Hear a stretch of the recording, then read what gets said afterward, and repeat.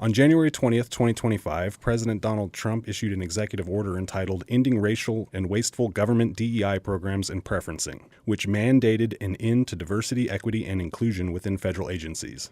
Since this order, numerous large corporations, including Meta, have announced the scaling back or ending of DEI programs. Needless to say, this has been a controversial issue. For many liberals, the end of DEI has been seen as an attack on civil rights, while for conservatives, it signals a restoration of meritocracy. This month on Talking History, we dive into the origins of DEI and anti-discrimination. To help us navigate this topic, we are joined by Professor Touré Reed. Professor Reed is a professor of history at Illinois State University and the author of Not Alms But Opportunity, The Urban League and the Politics of Racial Uplift, 1910 to 1950, and Toward Freedom, The Case Against Racial Reductionism. I'm Patrick Needham. And I'm Djene Bajalan. And you're listening to Talking History.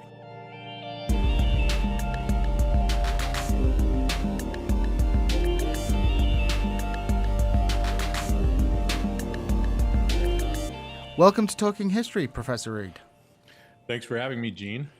Well, it is a pleasure to have you on, especially dealing with this extremely controversial but also very important topic to understand through the historical lens. So I kind of wanted to open up with a question about the historical context in which anti-discrimination policies, efforts, legislations became an issue in U.S. politics. And, for people to set the scene, we have the civil rights legislation of the 50s and 1960s, but we see a kind of continuation of this discussion of issues of racial equity and things like that in the kind of post-civil rights era. So could you give us a little bit of the kind of historical context in which we see the emergence of these anti-discrimination ideas, things like affirmative action and more recently DEI, diversity, equity, and inclusion? Sure. The history of federal anti-discrimination initiatives really goes back to the New Deal. You've got, in that era, policies like employment quotas and public works administration construction projects and quotas and providing access to public housing for Black Americans, as well as President Roosevelt's executive orders 8802 and 9346, which banned discrimination based on race, color, national origin among defense contractors and federal war agencies. The modern history of anti-discrimination policy, though, really dates back to the 1960s. And here, once again, we've got executive orders and legislation at play. You've got President Kennedy's 1961 Executive Order 10925 and President Johnson's Executive Order 11246, which compelled government contractors to take, and this is our catchphrase, affirmative action, to hire new employees while also pushing these contractors to treat current employees without regard to race, creed, color, or national origin. Johnson's Executive Order 11246, which was in 1965, if I didn't say that, actually amended Kennedy's Executive Order to proscribe sex discrimination as well. Between these two presidential executive orders, though, we also have the Civil Rights Act of 1964, which formally outlawed discrimination on the basis of race, ethnicity, religion, and of course, sex. Your question, though, asked for, I think, a broader historical context. And I think what listeners might want to know is, well, where did these policies come from? Why were these things a thing, right? And I'll say there are two important issues that were really very, very much well underway by the 1960s that pushed policymakers, both Democrats and Republicans, to embrace anti-discrimination policies. One is the Cold War. The second is, surprise, surprise, the Civil Rights Movement. The Cold War was basically the backdrop in which nonviolent protest politics could function as leverage. Specifically, since decolonizing, and revolutionary movements were taking place in Africa, Latin America, and Asia, the U.S. found itself in competition with the Soviet Union for the hearts and minds of Black and brown people around the globe. Policymakers, therefore, generally understood formal discrimination, interestingly enough, to be a national security threat, insofar as the U.S.'s global ideological and economic hegemony was really at play, right? The Civil Rights Movement had been taking place in the North actually since the 1930s. And in that era, the 30s and 40s, the focus was very much class oriented, issues like employment and housing and access to unions. When you get to the Cold War, though, McCarthyism kind of pushed the civil rights movement's focus back to what I think most of us would think of as social issues, matters like desegregation or even enforcement of the 15th Amendment, along with the 14th Amendment. But with the end of McCarthy, by around 1960, I should say with the end of McCarthyism, by around 1960, the civil rights movement really started to shift back toward an economic focus. And maybe the clearest expression of this shift you would find in the 1963 March on Washington for jobs. I want to emphasize that part, and freedom. So again, it's a 1963 March on Washington for jobs and freedom. Despite the fact, and what's going on with that, with the March on Washington for jobs and freedom, is despite the fact that the U.S. economy was heating up in the 60s, Black unemployment and, of course, poverty remained substantially higher than whites. And this, of course, is why the organizers of the March on Washington, A. Philip Randolph, Bayard and the Negro American Labor Council, had initially conceived the march as a vehicle for demanding economic policies intended in part to redress disparities, but even bigger than that. And I'll just say this: the organizers of the March on Washington, as I suspect everybody knows, were really invested in enforcement of the 14th and 15th Amendment, but the march's demands also included anti-discrimination legislation, both workplace and housing, and also issues that were essentially universal economic policies, like raising the federal minimum wage to living wage, and a full employment economy that would effectively provide a right to a job at a living wage, so the right to a job at a living wage, to all Americans, irrespective of race. Randolph and Rustin would elaborate on this with the Freedom Budget for All Americans, and Martin Luther King Jr. would echo these concerns with his Poor People's Campaign. But the bottom line is that anti-discrimination policies were an outgrowth of civil rights activist campaigns against economic inequalities, among them what we would call disparities, right? And policymakers' anxieties about the Red Menace. So basically, there's a kind of global circumstance which is pushing the United States to kind of deal with civil rights as a national security issue, but also you have this movement within American civil society, which I think it's a very important point you're raising here. Often when we think of the civil rights movement, we don't think of it as a movement necessarily that is focused on questions like jobs, right? It's desegregation and things like that come to the fore. So as a kind of follow-up question to this, what kind of policies begin to be adopted in the aftermath of the civil rights? You've sort of mentioned some of the anti-discrimination legislations dating back to the executive orders dating back to the New Deal. What are the objectives of these policies? Because they've been written in the 60s and early 70s, during the Nixon administration. How are these ideas such as affirmative action sort of being pushed forward in the sort of 60s, 70s and moving forward? Well, first and foremost, I think it's important to say that no one in the 1960s was talking about diversity, equity, and inclusion. No one. The D that animated civil rights activists and policymakers stood for discrimination rather than diversity.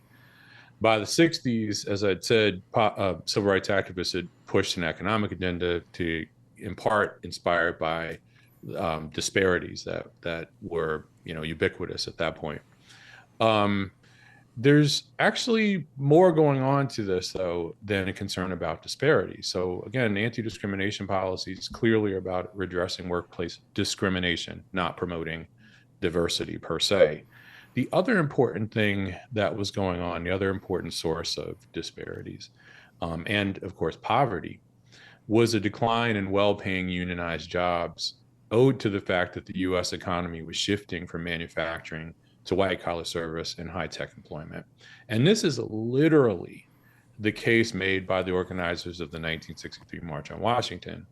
A. Philip Randolph said at the march, in fact, that anti-discrimination policies were important, but because automation was eliminating well-paying unionized entry-level jobs, anti-discrimination policies alone would fail to address Blacks and other low-skilled workers' economic needs. This played out, that this issue, is it discrimination? Is it a shift in the economy? Played out in policy circles at that time.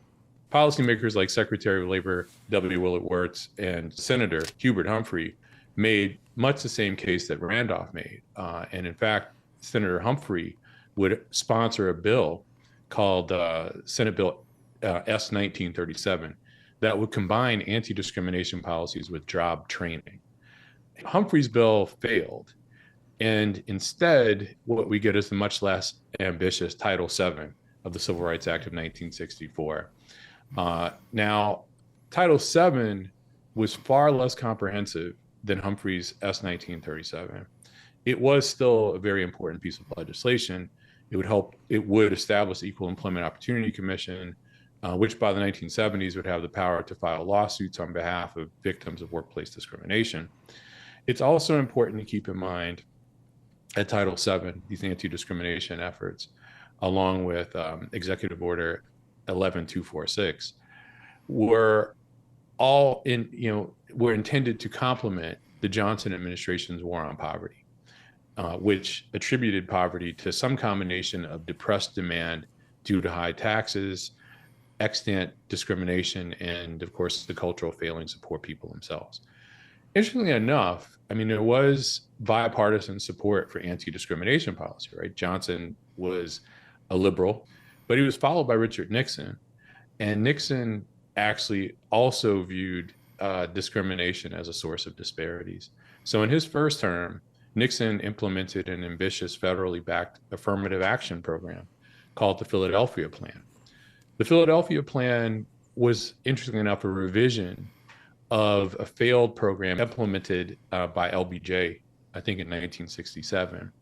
Nixon's revised plan was drafted by Arthur Fletcher. And that's important because Fletcher was a Black American who was the Assistant Secretary of Labor. Fletcher drew on Johnson's Executive Order 11246 as the basis, at least a basis, for the Philadelphia Plan. And so Fletcher's Philadelphia Plan would compel government contractors to establish, and here's a useful phrase to know, goals and timetables for employing more Blacks and other non-whites at construction sites, first in Philadelphia, and then it took off in cities across the North. The Philadelphia Plan was actually kind of controversial. And interestingly enough, there were many Black construction workers that seemed to oppose it too. But it survived a lawsuit filed by the Contractors Association of Eastern Pennsylvania. The Contractors Association of Eastern Pennsylvania had claimed the plan violated the Civil Rights Act of 1964. Why? Because the Civil Rights Act of 1964 formally proscribed quotas. However, and this is why I wanted to emphasize goals and timetables, the courts found that goals and timetables were somewhat distinct from quotas. Anyway, the Philadelphia Plan, crucially, was not about promoting diversity on construction sites. It was about redressing disparities and, of course, poverty. And I will say this, from the 40s through the 70s, civil rights champions, among them brilliant Black female labor scholar Pauli Murray and the equally brilliant Black civil rights organizer Bayard Rustin and A. Philip Randolph, generally wed anti-discrimination policies to full employment policies. And they did so for a couple of reasons that you might want to ask me about. But yes, they're political reasons. Yeah. So they are political. At what point do those two movements kind of become decoupled, and how does the anti-discrimination discourse then change over time? Like, what is the difference between diversity, equity, and inclusion and affirmative action? Okay, so first I would say they become uncoupled easily by Reagan. Probably you can see the antecedents of it happening in Carter, but easily by Reagan, full employment begins to fade away as a demand, but anti-discrimination, of course, remains. The problem with that, though, as civil rights thinkers and activists understood, going back to the 1940s, is that in an era of job scarcity, if that is what was before us, then anti-discrimination policy would be a lightning rod for political opposition. And if you do electoral math, Blacks in the 1940s were about 10% of the total population. By the 1960s, they were about 11% of the population. Today, they're about 13% of the population. Whites in the 40s were about 90% of the total population. And that remained true to the 60s. Today, I think whites are about 60%. But no matter what, whites outnumber blacks 5 or so to 1. If doing electoral math, what you don't want to do is invite controversy centered on programs that are presumed to benefit minorities at the expense of majorities. And so part of the reason that anti-discrimination had been wed to full employment is just that. The other reason is that the problem with treating anti-discrimination as the basis for redressing economic inequalities that impacted blacks disproportionately, but not exclusively, would translate into efforts that would be of greater benefit to the black middle class and maybe if you're lucky, the stable black working class. But the black poor would not benefit from such policies, at least not very, very frequently. Insofar, and I'll shorthand this before I move on to the DEI part of the question, insofar as in order to be a victim of discrimination, one actually has to demonstrate that were it not for the fact that one was Black, Hispanic, Asian, a woman, etc., one would have gotten the job, right, or not been fired or not been reprimanded in some way, which means that one has to demonstrate that one is qualified fundamentally and perhaps exceptionally well qualified. And of course, the realities of white collar work in particular is in order to be well qualified to demonstrate the case, among other things, you have to have credentials.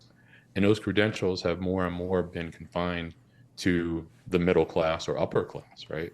So part of the very straightforward reason why anti-discrimination policy alone had been deemed insufficient is that anti-discrimination policies wouldn't really be very effective at redressing poverty among the hardcore unemployed. So before we move on to the kind of DEI question, just to clarify here, the leaders of the civil rights movement in the 60s were very cognizant of the fact that if you don't wed anti-discrimination laws to full employment, that it's going to be a lightning rod for a backlash. So they were aware of a kind of the potentiality that this could have for a backlash. So they were very judicious in linking these two issues. So they're not talking about, getting a better share of a shrinking pie, but rather they're like, we need to grow the pie and make sure that we're getting a fair share of that growing pie, as opposed to perhaps in a situation like you mentioned later where job scarcity becomes an issue. They were aware that in a situation of job scarcity, then this anti-discrimination is going to provoke a backlash. That's exactly right. And this is not a language centered on an original sin or racism being in our DNA either. Tribalism was a thing, and that was a reality at that time. The tribes, of course, are nurtured. They're often nurtured, and I shouldn't use the passive voice. They're nurtured by ethno-political entrepreneurs in one column, as sociologist Rogers Brubaker describes them, and of course, parties in the other column. And race baiters were going to do what race baiters were going to do in a economy characterized by scarcity. So one did not have to be a rocket scientist or even a political scientist to appreciate the ways that anti-discrimination policies in the context of a shrinking pie would translate easily into a quite strong political backlash. So should I move on to the DEI part of the question? So with the DEI part of the question, and that's something like how we move from the language of affirmative action to DEI or something to that effect. That's complicated. It's a complicated and thus good question. I guess the easiest way to handle this is by teasing out what DEI refers to versus affirmative action. I don't think people realize that diversity, equity, and inclusion is a very recent construct. If you were a grown-up in the early 2000s, you probably don't recall anyone talking about DEI, unless you were an HR professional. The basic DEI framework dates back to the 1990s. And even then, the term of choice was not DEI, it was diversity and inclusion rather than DEI. Diversity and inclusion was a post-Civil Rights Act of 1991 framework. Corporations came up with DI just as they would come up with diversity, equity, and inclusion. And in the 90s, corporations came to view diversity not simply as compliance with the law, but they also saw it as a way to enhance profitability, proceeding from the view that diversifying the workforce would aid in profitability by allowing firms to capitalize on the alleged unique cultural attributes possessed by every racial or ethnic group, whatever the group member sex, and women, whatever their race or ethnicity. Now, I think that should sound like a problematic framework, if only because if one thinks about the vastness of races, it's kind of hard to imagine that races have unique cultures, right? And I think it's one of the bad things about contemporary diversity discourse is it tends to equate race and culture, and they are two very different constructs, right? In the 2000s, diversity, equity, and inclusion would become the term of choice. But I don't think it mainstreamed until the 2010s. DI and DEI, as I said, were HR managers' creation. And they're actually umbrella terms that consist of a lot of things that should be broadly unobjectionable, in my opinion, like things like accommodations for disabled Americans, which, let's face it, that could be any of us, or changing tables in men's restrooms or family restrooms, that kind of thing. Like, what's objectionable about that? But also it includes more predictably controversial issues like DEI trainings and, of course, affirmative action. Now, I want to be clear about something. I don't view affirmative action as controversial. And I think if you know what affirmative action is, it shouldn't be terribly objectionable either. But most people, unfortunately, have long thought of affirmative action as quotas. And that's borne out once DEI and affirmative action become equated, then that's borne out in the it's not a slur, but the disparaging framework of one having been an affirmative action hire to now being reimagined as one being a DEI hire, right? So it's a linguistic cue that most people are equating DEI with affirmative action, and affirmative action meant quotas, so DEI means quotas. But when you get down to it, affirmative action is not quotas. Quotas are, in fact, proscribed by the Civil Rights Act of 1964. President Johnson's Executive Order 11246 did not change that fact. What affirmative action was, though, is it called on employers to actively demonstrate compliance with anti-discrimination law. Frankly, I'd suggest that if you want anti-discrimination, you have to endorse some kind of affirmative effort to demonstrate compliance. Why? Well, just passing a law banning discrimination would not likely end discriminatory practices. Non-discrimination policies that just outlawed workplace discrimination, simply compel employers not to publish expressly discriminatory policies without ever actually changing discriminatory practice. That's a reality that, interestingly enough, was made plain to minorities in the 24 states that had enacted non-discrimination laws between the Second World War and the Civil Rights Act of 1964. So the simple fact of the matter is that non-discrimination policy can't demonstrate that an employer is not discriminating. All it can do is show that an employer is complying with the letter of the law, but not necessarily the spirit. The only way to demonstrate that an employer is not discriminating is for the employer to demonstrate that it is engaged in active efforts to redress workplace disparities. To that end, most affirmative action efforts consisted of actually pretty innocuous stuff, I would submit. And I'll give you a few examples. One, targeted recruiting of employees from so-called underrepresented groups. And that included, going back to 1961, employers going to HBCUs or to women's colleges to recruit engineers, chemists, physicists, to recruit minorities broadly defined in fields where they were, by definition, underrepresented. Another one, nurturing talent among underrepresented groups. So what does that mean? That might include corporations providing funding, donating large sums of money to physics departments, chemistry departments, accounting departments, business schools, et cetera, at HBCUs or women's colleges. They might also, to that end, establish scholarships for highly qualified members of underrepresented groups, stuff like that. A third example, and I'm only going to give you four, but a third example would be changing how businesses post jobs. So there was this thing called job ladders.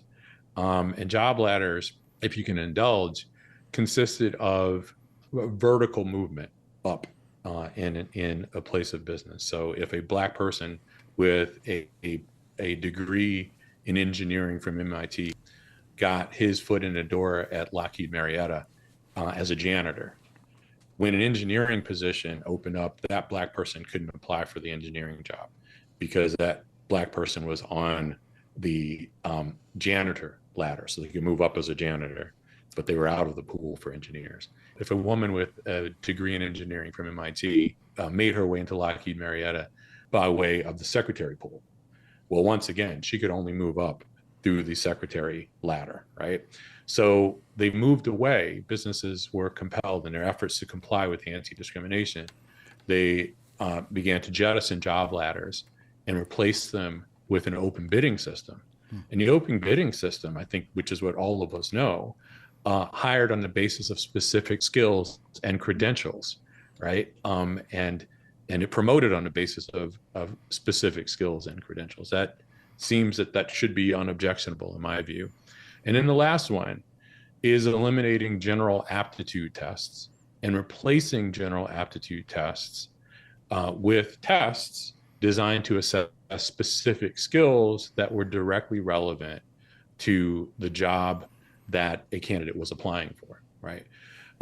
So these are a few examples of the kinds of anti-discrimination policies that were folded into what we would think of as affirmative action. And notice not one of them is quotas.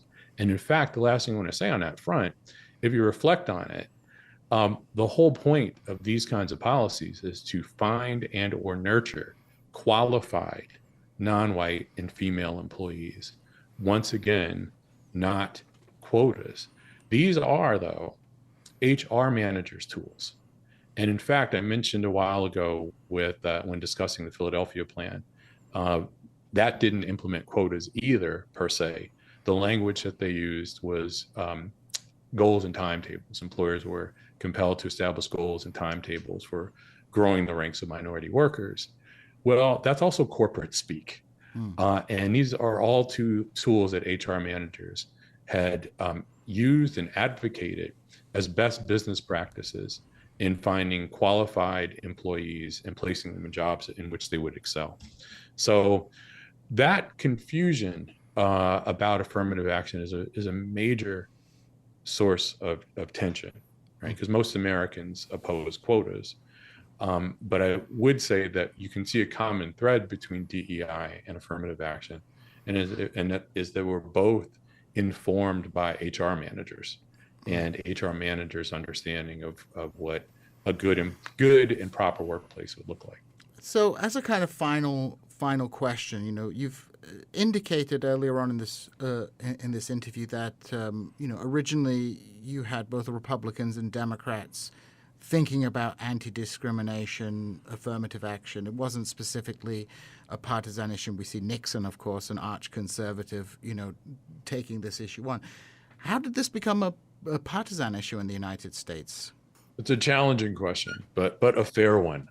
I think there are a couple of things going on. One is the political point that I made a while back, that in an era of job scarcity, affirmative action is low-hanging fruit, right? And while Nixon and George Herbert Walker Bush both pursued policies that promoted affirmative action in some way, or anti-discrimination laws in some way, Reagan did his part to try to gut affirmative action. Bill Clinton did his part to suggest that affirmative action was quotas, even as it was not, when he insisted that we should mend but not end affirmative action. So again, one thing that's going on there is is the issue that people like Pauli Murray and Bayard Rustin pointed to, that in the era of job scarcity, what one would find is anti-discrimination policies, absent, of course, full employment policies, would get you a political backlash.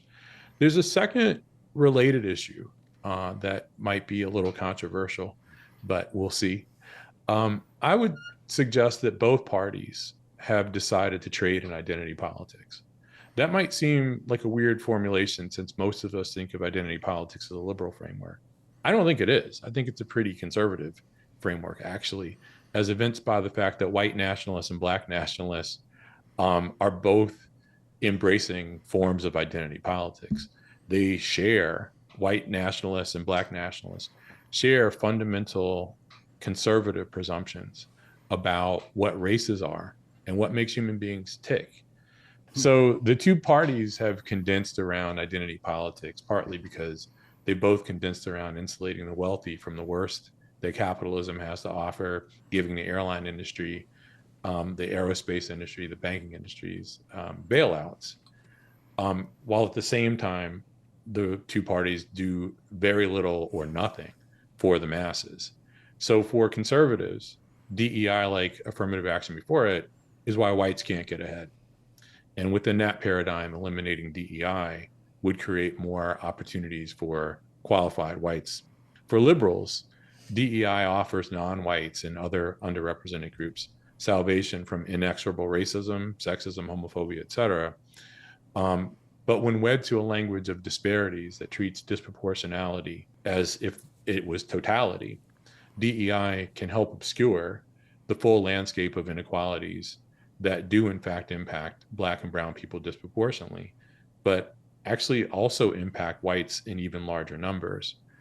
The conservative position, I would say, is just an update of a long-established, predictable, but inadequate frame. Eliminating DEI won't create a ton of jobs for white people, be they straight or otherwise. The liberal position is, from my vantage point, even more strange, if only because DEI is a corporate framework. Corporations are in the money-making business. They are not in the just society-making business. Put another way, corporations are about as likely to spearhead progressive transformation of society as exposure to gamma rays will give you superpowers rather than terminal cancer. Well, thank you for joining us, Professor Reed. We are out of time this week. You can join us on the podcast version of this episode for Talking History Extra, where we'll go a little bit deeper on this topic. And thank you, listener, for joining us for Talking History, a presentation of KSMU and the Missouri State University Department of History. You can catch us every first Thursday at 12:06 after NPR News. This show is available, along with our entire back catalog, at ksmu.org or wherever podcasts are found. So we're jumping back in here with a little bit of extra with Talking History, where we'll be continuing our conversation with Professor Touré Reed. And on the main show, you sort of concluded with a fantastic line about gamma rays, which I thought was excellent. The idea that corporations are going to spearhead meaningful social change when their objectives are making money. Could you perhaps expand on what you mean by that, specifically about why there's DEI, this shift away from discrimination and this kind of embrace of diversity as a value in and of itself? You've kind of given us a hint to this before. I think, we have corporations wanting to expand their market share. We see in the 70s and 80s corporations begin making adverts for black people, like the Black McDonald's advert. I mean, I remember driving through Mobile, Alabama, and listening to exactly the same company do an advert on the black radio station and the country radio station. And it was a very different advert, but it was, kind of directed to selling the same product, but, for a different, you had the kind of like Midwest guy voice, like deep, manly voice on the country channel. And then you had all the chucks and pearls and the kind of the sapphire advertisement taking place. So can you talk a little bit about then what's going on in the corporate world of DI? Yeah, I think there are two intimately related points. One is that diversity, promotion of diversity, is going to be more attractive to employers, to corporations, than anti-discrimination, which is really the point of affirmative action. Because anti-discrimination implies that the employer might be doing something wrong, right? They may be guilty of discrimination. In promoting diversity, I think we move away from the problem, which is, or at least the problem that affirmative action was intended to address, which is discrimination and the disadvantages that created for racial minorities, whatever their sex, and women, whatever their race. And instead, I think, particularly if you have endured DEI trainings, the problem is, as much as anything else, not the business, but the jerks who work for the business, right? They're the bad actors that the business has unwittingly employed, and it will do its part to redress bad actors by way of training them to not be bad actors or promising that it will fire those bad actors. But again, it's not a structural or systemic problem at the level of society. It's bad actors. It's not even the corporation's policies having a discriminatory impact per se. It's bad actors, right? And so that lends itself, of course, to deflecting attention one more time from structural and systemic issues at the level of society, but also, I would suggest, taking the heat off the business or capitalism itself. The other thing, though, and again, these are two related intimate points, I would encourage listeners, if they have the opportunity, to read a recent op-ed in the New York Times. It was titled something like "What Went Wrong with the DEI Movement." I think it was like, I worked at Anheuser-Busch and I can tell you what went wrong with the DEI movement, or something like that. And the author was once more an employee at Anheuser-Busch. And among his central claims is that corporate support for DEI was sustainable only when DEI projects harmonized with the company's brand. Ben and Jerry's, and he literally mentions Ben and Jerry's, but he says Ben and Jerry's could publicly throw its support behind trans rights, let's say. But Bud Light's red state heavy, largely conservative consumer base would balk, right? I mean, they didn't take to trans rights, right? They found that unacceptable. So what this guy was saying, and he's not someone who I doubt very seriously that I share his politics for what it's worth, but I did appreciate his corporate insider take on what should have been obvious to everyone, is that no one should have presumed that a corporate vision for a productive workplace and, of course, a profitable business would be the stuff of progressive transformation of society. In terms of employment, DEI could not be terribly successful. It's not worthless, not by a long shot, but it was not possible for DEI to transform society, in part because it just took certain things off the table. And chief among the things it took off the table, I would submit, would be issues that are actually reasonably understood as systemic and structural. Oftentimes when people talk about systemic or structural racism, once again, when you look at the details, at the very least the fixes, they weren't describing something reasonably understood as systemic or structural. They were describing the aggregate of bad actors. They weren't describing trade policy or wage policy or housing policy, the inability of capitalism to deliver for the masses in society, right? Instead, once again, we fall back on something like the original sin of racism that afflicts all of us.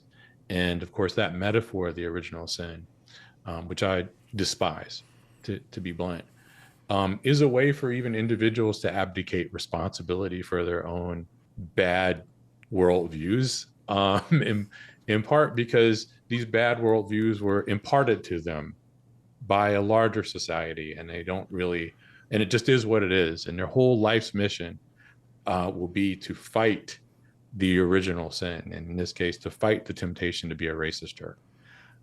Frankly, I don't think it's that hard to not be a racist jerk. Stop stereotyping, and that will go a long way to militate against being a racist, sexist, homophobic, fill in the blank jerk.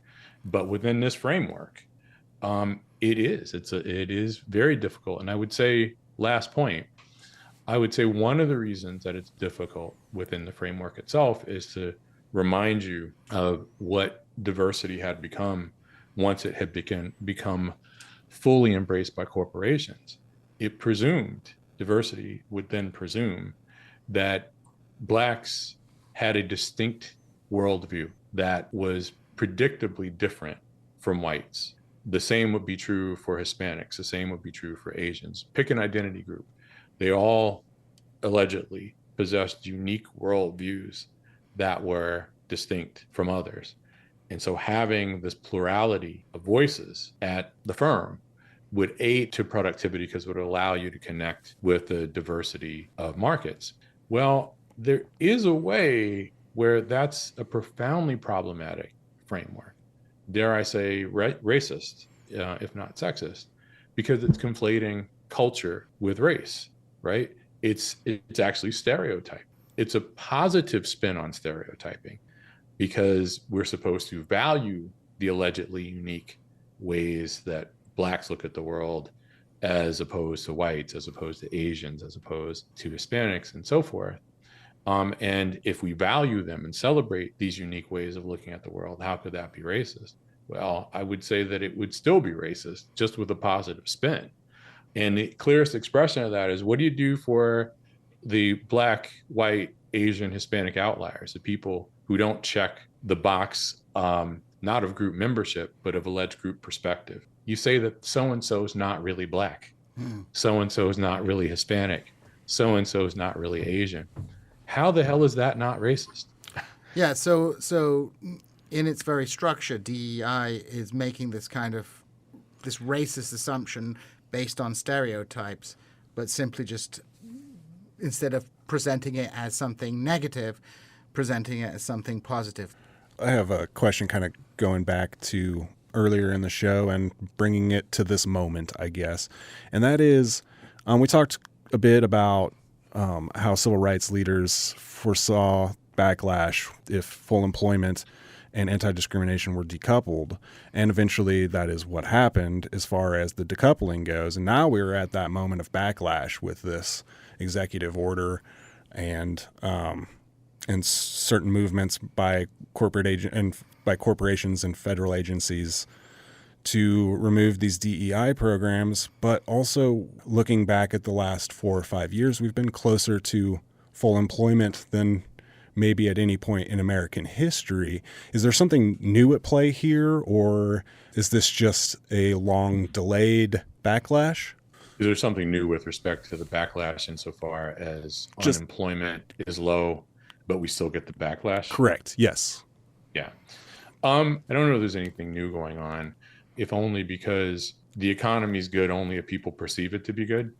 And there's been a longstanding concern about precarity that has transcended partisan lines, right? Mm-hmm. And, we all know that unemployment stats always undercount the number of unemployed. We also know that you can have very low unemployment, but also coupled with low wages, and people may still be on the margins while having jobs. And I think that's part of the mix. But I would also suggest that DEI, the backlash to DEI, is part of a much broader language of displacement that is not entirely irrational, even as it's uncomfortable and scary and predictable.